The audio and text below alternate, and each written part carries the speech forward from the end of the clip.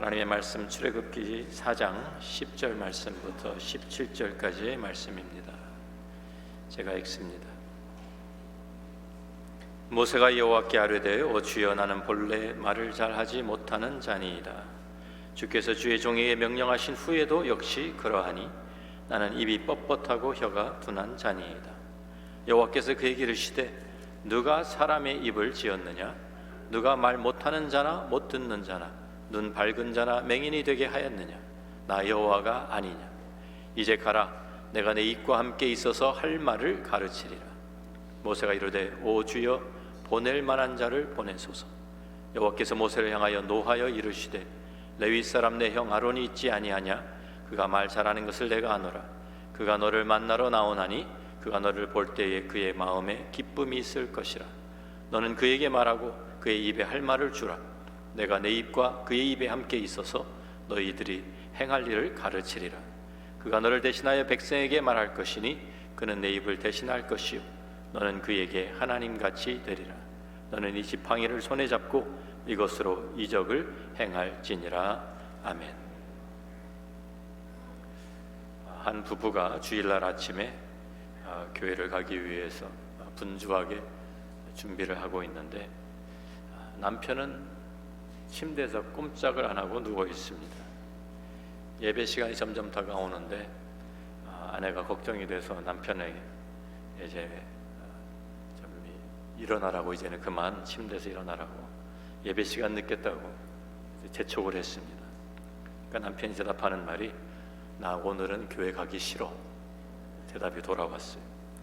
그래서 왜 교회 가기 싫은지 이유를 대보라고 하니까 하는 말이, 첫 번째는 교인들이 너무 나한테 차갑게 대하고, 두 번째는 나를 좋아하는 사람이 하나도 없고, 세 번째는 그냥 가기 싫어 그러더라는 거예요.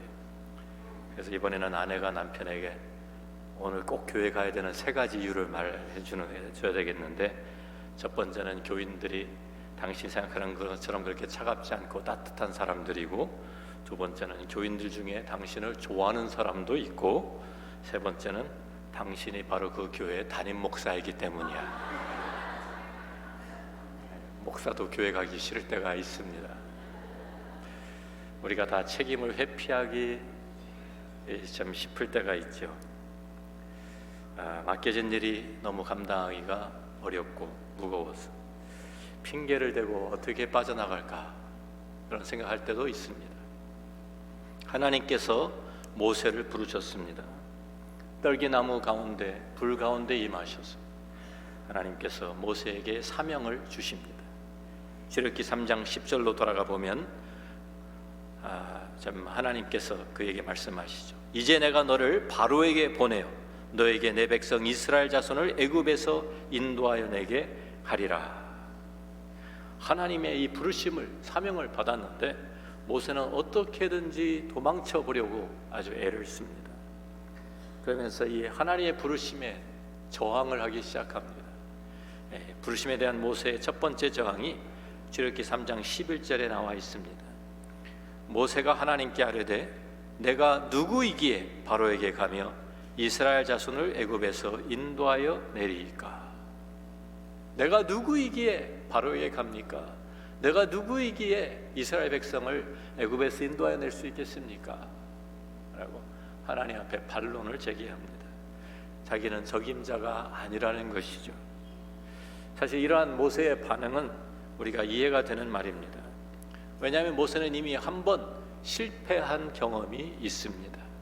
40년 동안 바로의 왕궁에서 왕자로 잘 훈련받고 40세가 되었을 때 이제는 내가 억압받는 나의 동족을 위해서 이스라엘 백성들을 내가 구원해내야 되겠다 하고 일어섰는데, 이스라엘 동족 중에 한 사람, 애굽 사람에게 매를 맞고 학대를 당하는 것을 보고 있다가 이 사람을 구해줘야 되겠다 해서 애굽 사람을 쳐 죽이고 모래 속에 감춥니다.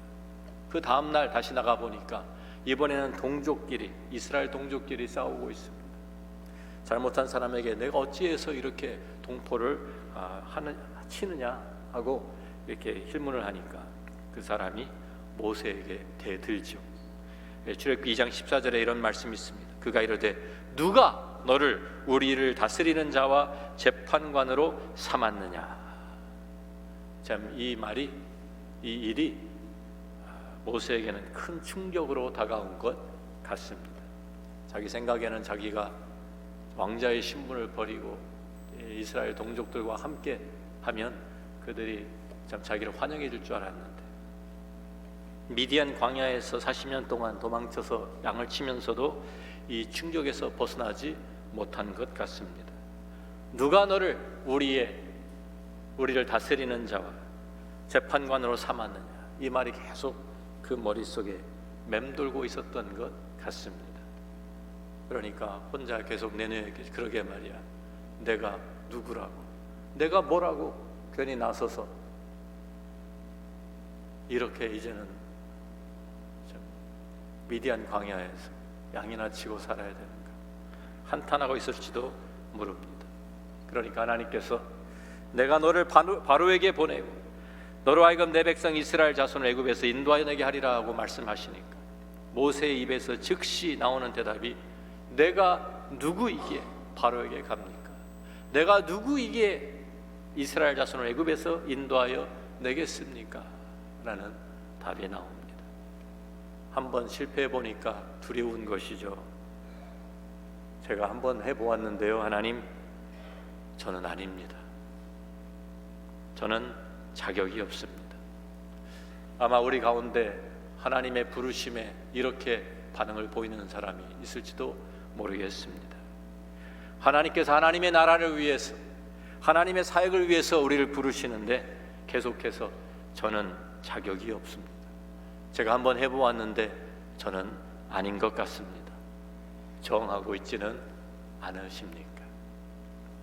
이러한 모세의 저항에 대한 하나님의 답변이 무엇이었습니까? 출애굽기 3장 12절 말씀을 보면 하나님이 이르시되 내가 반드시 너와 함께 있으리라 약속하십니다. 하나님 하시는 말씀이 이거예요. 그때는 너 혼자 내 능력으로 해보려고 하다가 실패했지만 이제는 내가 너를 사용할 것이다. 내가 너와 함께 할 것이다. 내가 너를 붙들어 줄 것이다. 하나님께서 약속하신 것입니다. 하나님께서 모세가 스스로 해보려고 했을 때 실패하게 놔두신 이유가 있습니다. 실패를 허락하신 이유가 있습니다. 모세를 겸손하게 낮추시기 위해서였습니다. 하나님께서 가끔 우리가 겸손해지도록 이러한 실패를 허락하실 때가 있습니다. 우리가 고린도후서 4장 7절 말씀에 보면 이러한 고백이 나오죠. 사도 바울의 고백입니다. 같이 읽습니다. 우리가 이 보배를 질그릇에 가졌으니 이는 심히 큰 능력은 하나님께 있고 우리에게 있지 아니함을 알게 하려 함이라. 사도 바울은 많은 고난과 어려움을 겪으면서 또 실패를 통해서 자기 자신이 질그릇에 불과한 것을 깨닫게 되었습니다. 질그릇이 얼마나 잘 깨집니까? 어려운 일을 당하고 실패할 때마다 깨어지는 자기 자신의 모습을 보면서 나는 정말 별 볼 일 없는 사람이구나 라는 것을 알게 되었을 것입니다. 나를 통해서 능력이 나타난다고 하더라도 그 능력은 내 자신에게 있는 것이 아니라 바로 하나님께 있는 것이다 라는 것을 그가 절실하게 깨닫고 확인하게 되었습니다. 이것을 위해 하나님께서 모세에게도 실패를 허락하신 것입니다. 모세가 스스로 내가 일어나서 이스라엘 백성을 구원해내겠다라고 했을 때는 자기의 힘과 능력과 지혜를 가지고 나갔을 때는 실패할 수밖에 없었지만 이제 40년 광야 생활이 지난 후에 하나님께서 찾아오셔서 내가 너를 이제 붙들어 사용하겠다 약속하시고 이제는 하나님 하시는 말씀은 내가 주체가 되고 내가 구원자가 되고 모세 너는 나의 도구가 되는 것이다. 그 약속을 하시는 거예요. 너는 걱정하지 말라. 내가 한다. 내가 이스라엘 백성을 구원해내고 내가 이 사람들을 또 바로에게 가서 모든 이적을 해놔. 내가 할 것이다 라고 말씀하시는 거예요. 너는 그냥 내가 하는 일을 순종만 하면 명령하는 거예요. 순종만 하라는 것이죠. 그런데 모세는 아직도 설득이 되지 않습니다. 계속 도망칠 방법을 찾습니다. 그래서 다시 또 한번 저항합니다. 출애굽기 4장 1절에 가서 보면 모세가 대답하이르되 그러나 그들이 나를 믿지 아니하며 내 말을 듣지 아니하고 이르기를 여호와께서 내게 나타나지 아니하셨다 하리이다. 그들이 나를 믿지 않을 것입니다. 나를 받아주지 않을 것입니다. 그들이 누굽니까? 이스라엘 백성들입니다. 애굽 사람들 얘기하는 것이 아니에요. 이스라엘 백성들도 나를 받아주지 않을 텐데 애굽 사람의 바로 왕이 내 말을 듣겠습니까? 그런 이야기죠. 한번 리젝션을 이렇게 경험한 사람은 이런 두려움이 있어요. 또 리젝트를 당할까 봐. 지난번에 아까 우리가 읽은 말씀처럼 누가 너를 우리를 다스리는 자로 만들었느냐, 누가 너를 우리의 재판관으로 세웠느냐, 거부당하는 두려움이 엄청나게 큽니다. 어릴 때 참 우리 학교 다니면서 마음에 드는 아가씨한테 데이트 신청하는 것 쉬운 일 아니죠. 했다가 거부당하면 정말 쪽팔리니까 그래가지고 못하는 거예요. 또 짝사랑하는 사람에게 사랑 고백하는 것 정말 힘든 것입니다. 왜? 자기는 내 마음을 다 열어놓고 사랑 고백했는데 상대방이 나를 묵살해버리면 어떡하나. 그 상처가 너무 크기 때문에, 너무 아프기 때문에 마음 놓고 고백을 할 수가 없는 것이죠. 어떻게 보면 모세가 다시 애굽으로 돌아가는 것은 그러한 상황입니다.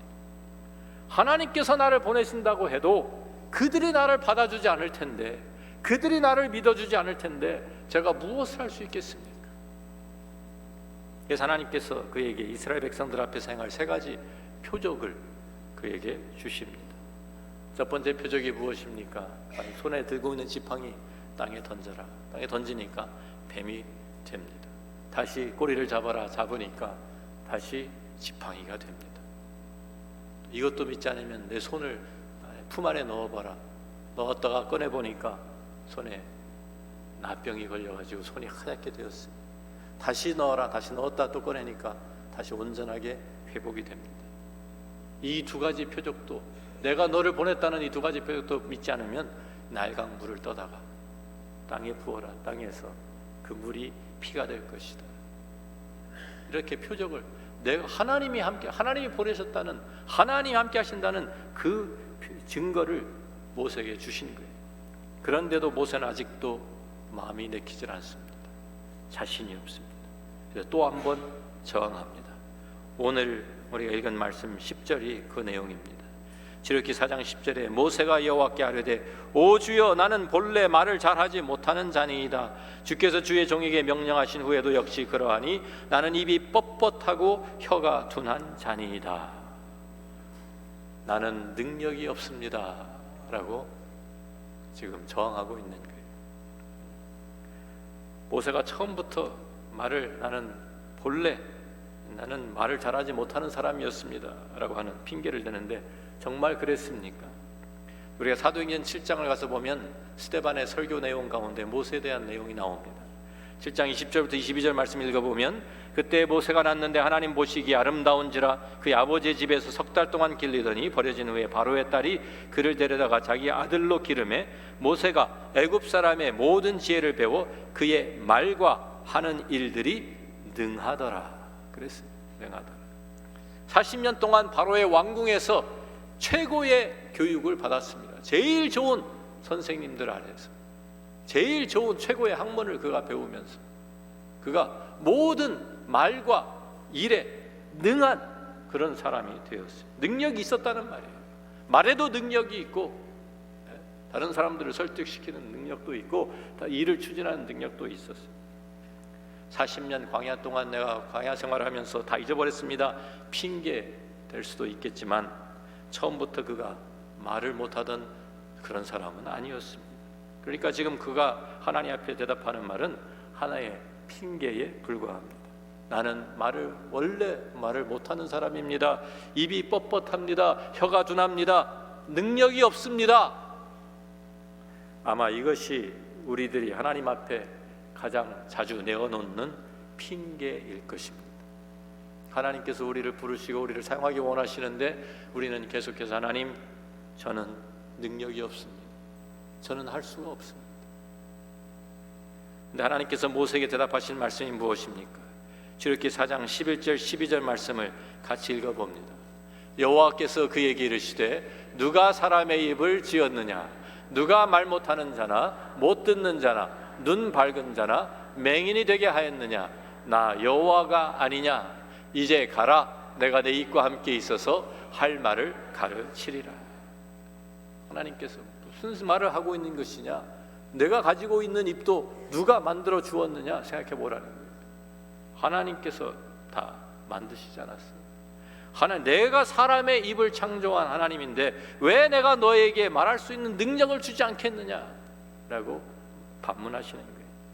우리가 올해 저희 회개전도 시작하면서 우리가 함께 나눈 이사야 40장 28절부터 31절 말씀도 같은 내용입니다. 그래서 한번 같이 읽어보겠습니다. 너는 알지 못하였느냐? 듣지 못하였느냐?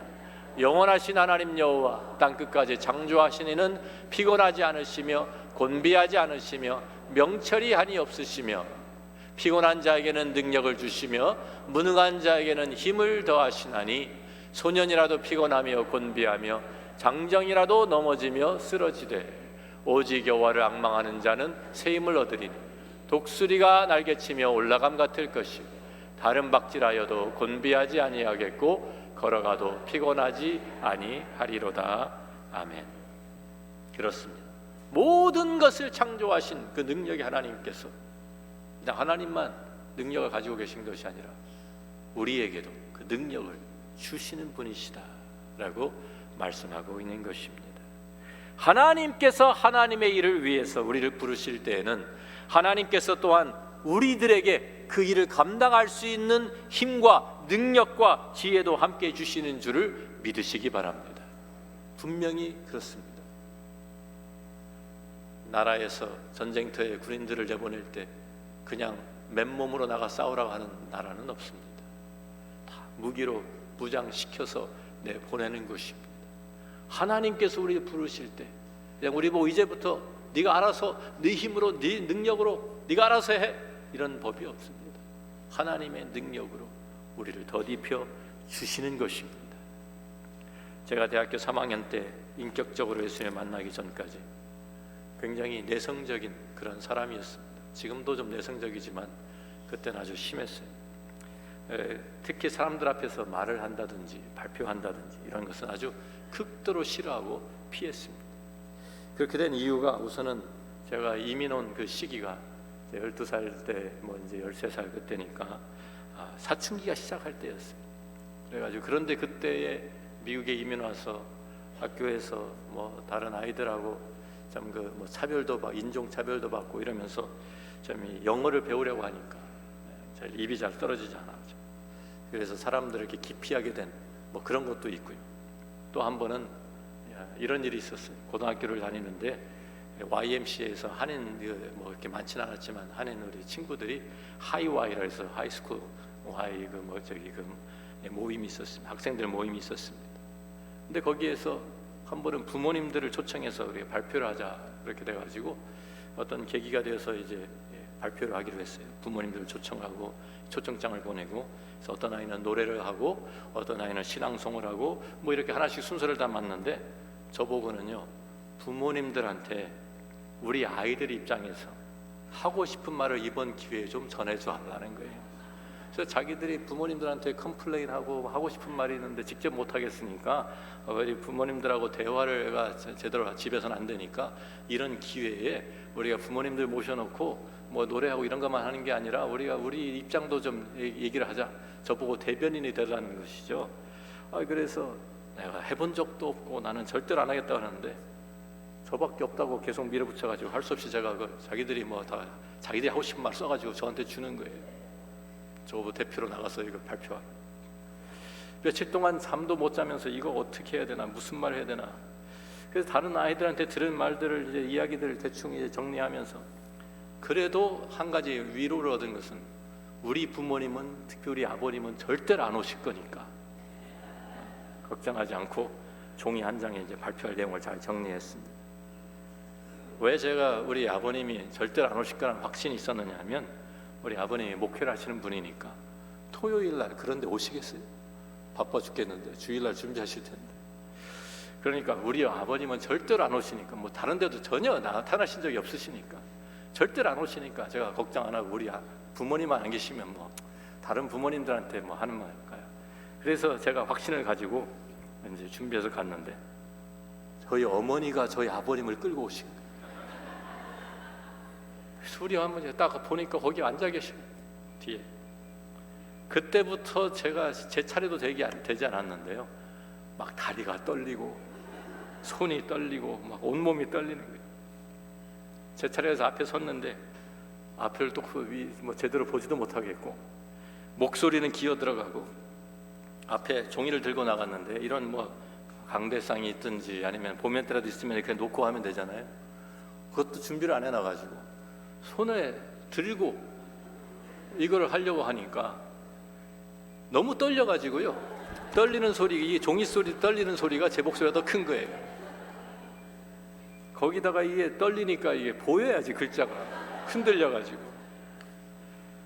그래가지고 참 무슨 소리를 하는지 뭐 그냥 진땀만 흘리면서 식은땀만 흘리면서 그 겨우 뭐 어떻게 끝났는지 모르고 끝났어요. 그런 경험을 한번 하고 나니까요, 다음부터 절대로 이거 사람 앞에서는 절대로 안 합니다. 근데 제가 대학교 3학년 때까지 그렇게 살았어요. 그런데 대학교 3학년 때 주님을 영접하고 참 그날 헌신하고 제가 목사가 되겠습니다 헌신하고, 근데 목사가 되려고 하니까 나가 사람들 앞에 설교를 해야 되고 성경 공부 가르쳐야 되잖아요. 큰일 났다, 그 생각이 앞서 들더라고요 사실. 그런데 하나님께서 저를 부르시니까 그것을 감당할 수 있는 능력도 함께 주시더라고요. 그날 주님을 영접하고 이제 참 헌신한 그날 우리 담임 목사님께서 우리들 참 남아서 함께 철야할 사람들 남으라고 그래가지고 제가 남았는데 친구들하고 한 30여 명, 우리 또 선배들하고 한 30여 명이 남았어요. 그래서 밤새 철야를 하는데, 철야하는 가운데 담임 목사님께서 이제 뭐 여러 가지 이제 기도회도 하고 하면서 찬양도 부르고 하면서 하다가 담임 목사님께서 누구든지 간증하고 싶은 사람 앞에 나와서 간증을 하라고 그러시는 거예요. 그런데 저도 모르게 제 손이 올라가고 저도 모르게 앞으로 나가고 있어요. 저도 깜짝 놀랐는데 제 친구들이 더 깜짝 놀라서 제가 웬일이야. 그런데 그날부터 제가 사람들 앞에 서는 것을 두려워하지 않게 되었어요.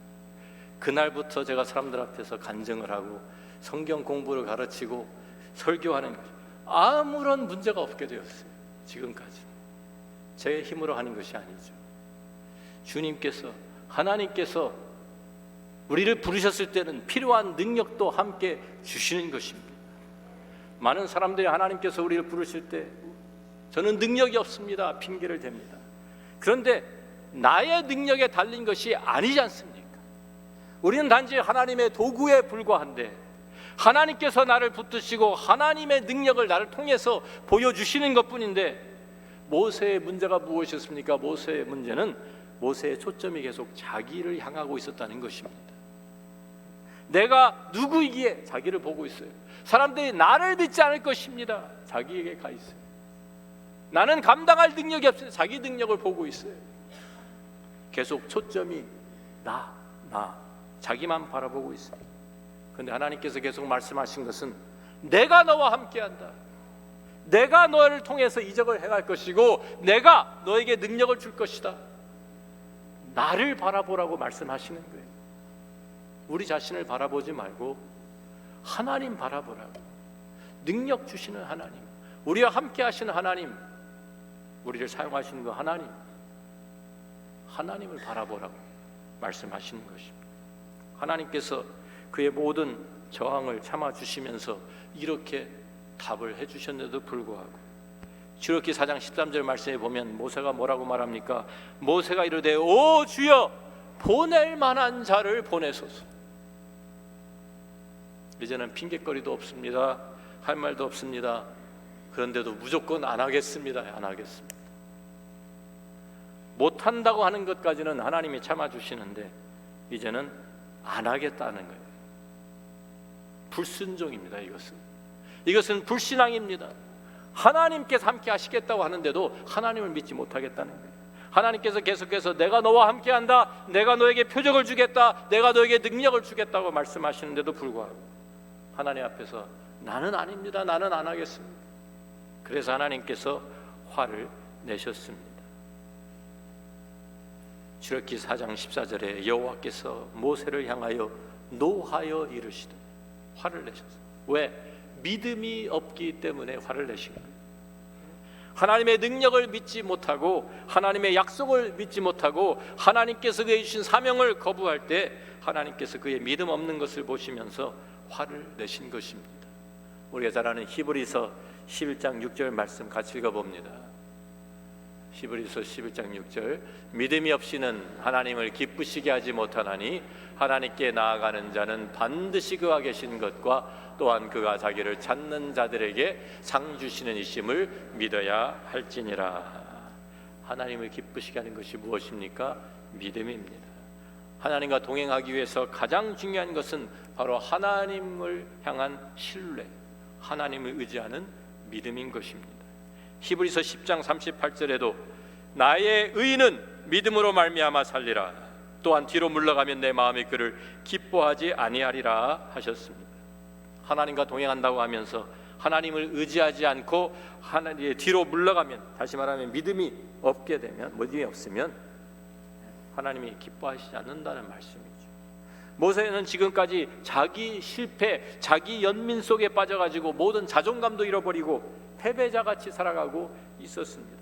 하나님께서 그를 찾아오셔서 내가 이제 너를 사용해서 이스라엘 백성을 구원해내겠다 말씀하시는데도 하나님을 믿지 못하고 하나님을 바라보지 못하고 자기 자신만을 바라보면서 계속해서 나는 할 수 없습니다, 나는 능력이 없습니다, 사람들이 나를 받아주지 않을 것입니다 거부하니까 하나님께서 그 믿음 없음을 하나님께서 책망하신 거예요. 화를 내신 거예요.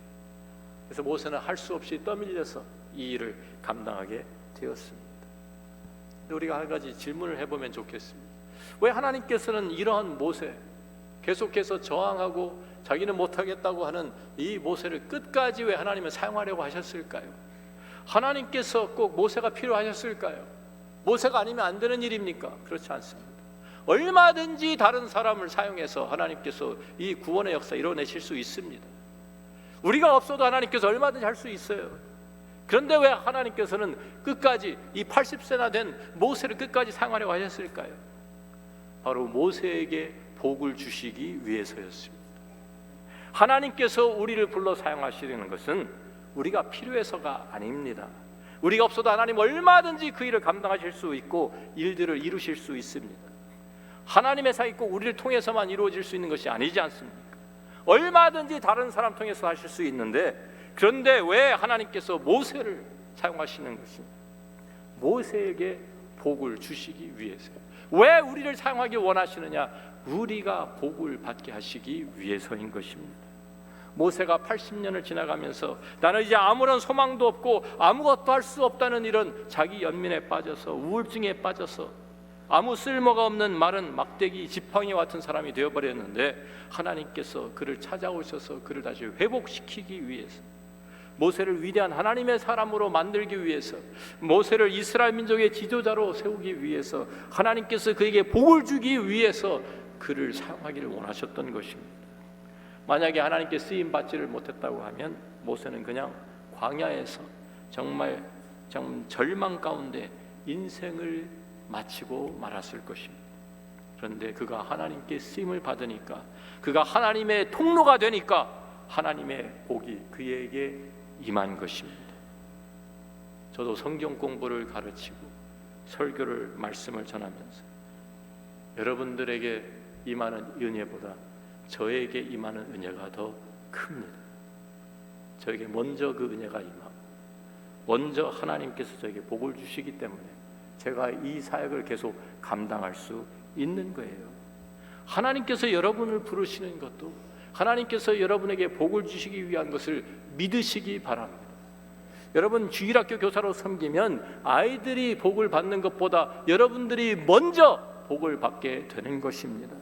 찬양대에서 찬양팀에서 여러분들이 찬양을 하나님께 드리면 찬양을 통해서 우리들이 성도들이 은혜를 받는 것보다 먼저 찬양을 부르는 우리가 먼저 그 은혜를 누리게 되는 거예요. 우리가 어떤 사역팀에서 우리가 속해서 섬기기 시작하면 우리를 통해 섬김을 통해서 좀 은혜를 받는 다른 사람들보다 내가 먼저 하나님의 복과 은혜를 누리게 되는 줄로 믿습니다. 왜? 내가 축복의 통로가 되니까 하나님의 복이 나를 통해서 가니까 내가 먼저 복을 받게 되는 것이고요, 내가 은혜의 통로가 되니까 하나님의 은혜가 먼저 나에게 임하는 것이고요, 내가 하나님의 손에 들리니까 하나님의 능력이 먼저 나를 통해서 가는 것입니다. 이것이 하나님께서 일을 하시는, 사역하시는 하나님의 원리입니다. 하나님께서 여러분을 부르시는 것은, 하나님께서 여러분을 사용하시고자 하는 것은 여러분들에게 복을 주시기 위함입니다. 믿으십니까? 그래서 그런 기회가 왔을 때 여러분 놓치지 마셔야 돼요. 우리 교회 안에 많은 사역들이 있습니다.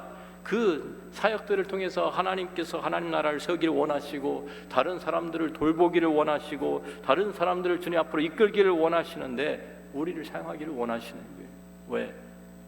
우리의 그 복을 먼저 누리게 하시기 위해서. 그 사람들도 복을 누려야 되지만 먼저 내가 그 복을 누리게 하시기 위해서, 내가 그 하나님의 부르심에 우리가 순종하고 참여할 때, 그 하나님의 사역에 참여할 때 하나님의 복이, 하나님의 은혜가 나에게 풍성하게 먼저 임한다는 사실입니다. 로마서 8장 31절 32절 말씀 같이 읽어봅니다. 그런즉 이 일에 대하여 우리가 무슨 말하리요? 만일 하나님이 우리를 위하시면 누가 우리를 대적하리요? 자기 아들을 아끼지 아니하시고 우리 모든 사람을 위하여 내주신 이가 어찌 그 아들과 함께 모든 것을 우리에게 주시지 아니하겠느냐? 우리가 하나님의 일에 헌신하게 되면, 우리가 하나님의 일에 우리 자신을 드리게 되면 하나님께서 우리의 모든 것을 채워주시고 또 필요한 것을 공급해 주십니다. 필요한 능력도 주시고 필요한 물질도 주시고 필요한 사람도 붙여 주십니다. 하나님의 일을 하는 그 사람에게 하나님의 기적을 보여주시는 것입니다. 우리가 잘 아는 빌립보서 4장 13절 말씀도 같이 읽어봅니다. 내게 능력 주시는 자 안에서 내가 모든 것을 할 수 있느니라.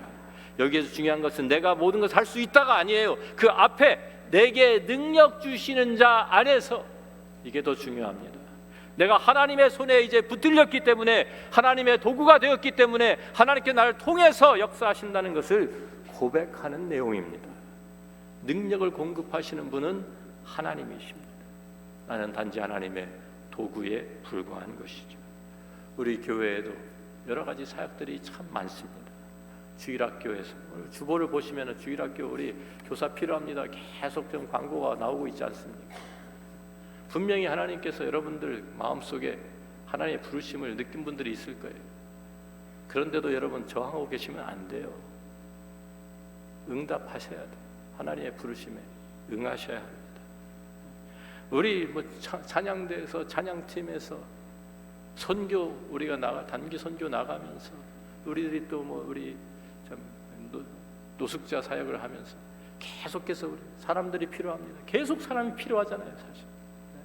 우리가 주방에서도 섬기는 사람이 필요하고, 우리 교회에 다른 사람들을 돌보고 새가족 환영하고, 그분들 우리들이 참 함께 섬기고, 이런 일들에 우리 많은 일손들이 필요해요.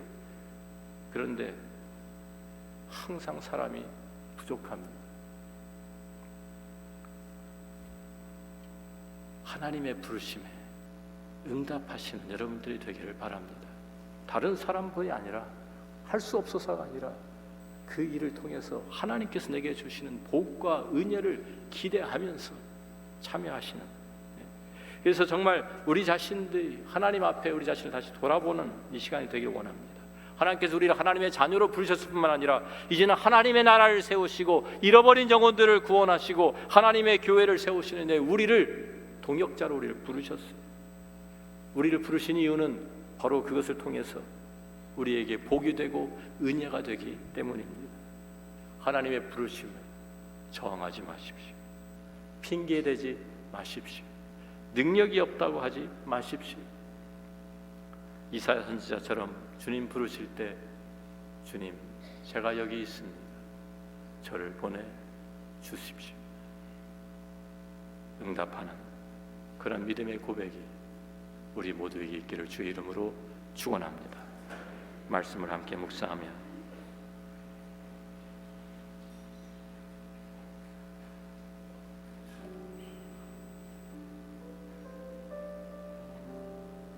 우리가 나이가 많다고 핑계대지 않기를 바랍니다. 우리에게 이제는 능력이 없다고 핑계대지 않기를 바랍니다. 우리 주위에 하나님께서 우리를 부르시는 그 손길이, 그 음성이 널려 있는데 우리는 귀를 막고 눈을 감고 애써서 억지로 보지 않으려고 듣지 않으려고 하는 우리들은 아닙니까? 오늘 모세의 모습을 통해서 우리 자신의 모습을 한번 보시면 좋겠습니다. 모세와 같이 자기 연민에 빠져서 자기 실패, 그것 때문에 자기 자신 무력함, 그것만 바라보면서 주저하고 있는 분은 안 계십니까? 하나님께서 여러분들을 부르시는 것은 여러분들을 회복시키기 위함입니다. 하나님이 여러분들을 부르시는 것은 하나님의 동참함으로 하나님의 은혜의 통로가 되고 축복의 통로가 되고 하나님의 구원의 통로가 되어서 하나님의 구원이, 하나님의 은혜가, 하나님의 복이 여러분들에게 먼저 임하기를 원하시기 때문입니다. 하나님의 부르심에 저는 정말 능력이 없지만 하나님께서 저를 사용하시겠다고 하면 하나님의 능력으로 저에게 채워질 줄로 믿습니다. 고백하며 믿음으로 응답하시는 우리가 모두가 되면 좋겠습니다. 이사야 선지자처럼 주의 음성을 듣고 제가 여기 있습니다, 저를 보내주십시오. 주님 앞에 나서는 우리 십자가의 교회 성도들이 다 될 수 있기를 간절히 소원합니다. 아버지 하나님 감사합니다. 오늘 모세를 통해서 우리 자신의 모습을 봅니다. 주저하고 또 실패할까봐 또 아니면 상처를 받을까봐 걱정하면서 나서지 못하는 저희들의 모습입니다. 주님, 참 주님 앞에 저희들 정말 마른 막대기와 같고 지팡이와 같지만 하나님의 손에 들릴 때 하나님의 능력과 이적을 행하시는 줄로 믿사오니 하나님, 저희 한 사람 한 사람 하나님이 부르셔서 하나님의 참 귀한 사역에 아름답게 사용될 수 있도록 함께하여 주시옵소서. 그 은혜를, 그 복을 빼앗기지 않는 우리들이 되게 도와 주시옵소서. 예수님 귀하신 이름으로 기도합니다. 아멘. 함께 일어나셔서 찬송가